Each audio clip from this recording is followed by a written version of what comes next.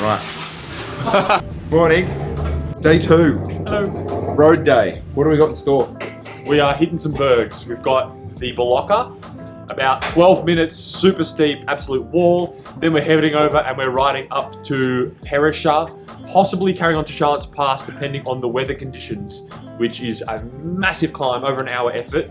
And we might see a bit of a showdown on the way up. I think Chris has got something in store for me, so we'll find out. Is it potential that we put yesterday's road ride off nothing to do with weather? It's just that neither of us wanted to actually do how hard today could potentially be. We're going to grab a coffee here and then we're going to hit the road. So yeah, should be a good day. Let's get into it.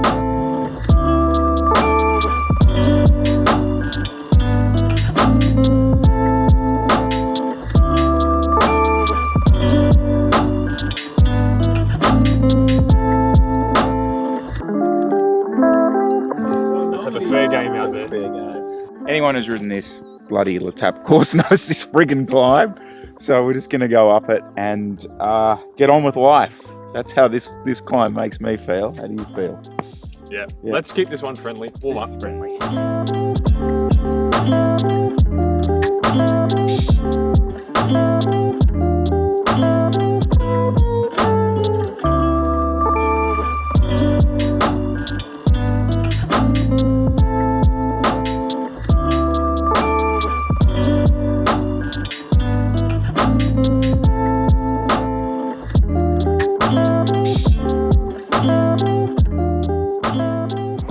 I don't think it actually matters how easily you want to take that climb, because it is so steep. You don't have a choice. You're just riding whatever gear you've got left. It's like, it is a climb in like 3 parts. You've obviously got the super steep bit at the bottom, flattens a bit in the middle, and then kicks for the last K. I'd say just go it. I wouldn't do it off power, right? I'd say go at sort of 90-95%, because if you go too deep up there and you kind of write yourself off, you are going to lose 5, 10, 20 minutes going up to Perisher. Yeah. So it's worth saving a little bit in the tank there, and then anyone who's overtaking you, you'll catch them going up to Perisher anyway. And don't forget, it's lumpy between Beloka and Perisher.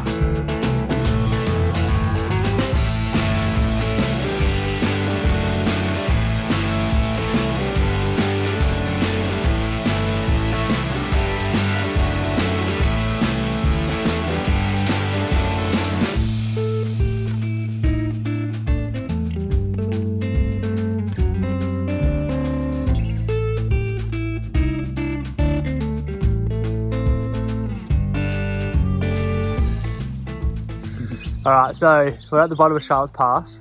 It's going to happen now. We're pretty much going to race up it, I think. Give it a bit of a squeeze, see who's the man. How long do you reckon it's going to take? Well, it's about 40, well, it depends how quick you go. I think about 45 minutes of consistent climbing. That takes you to one of the turn-offs, but to get to Perisher, then he starts dipping and a couple of descents. So it could be an hour of climbing. So,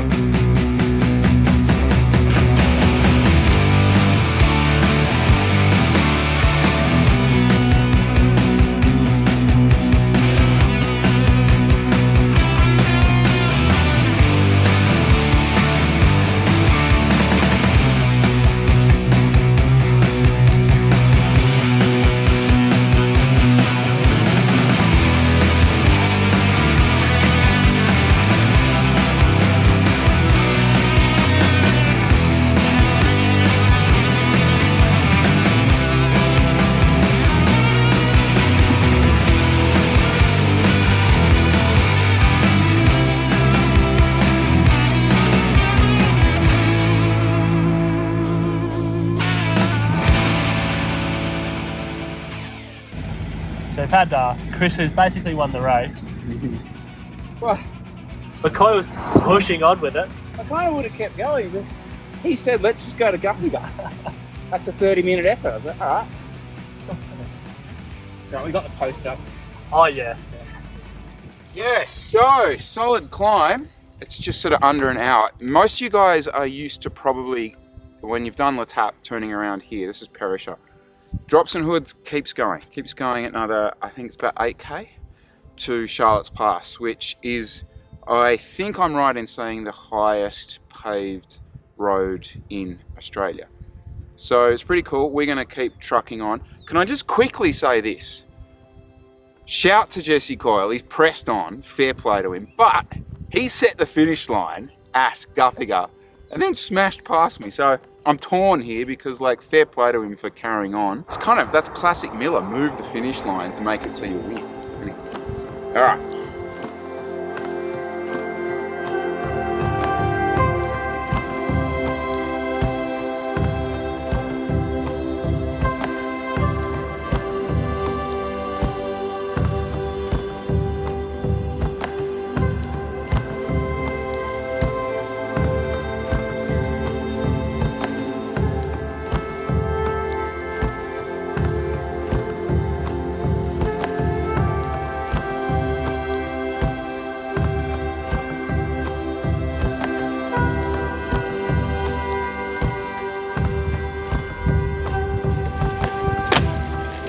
That was that close. So it was good. Felt pretty good. Pushed on. Yeah. I was pacing it up until Chris sort of stopped.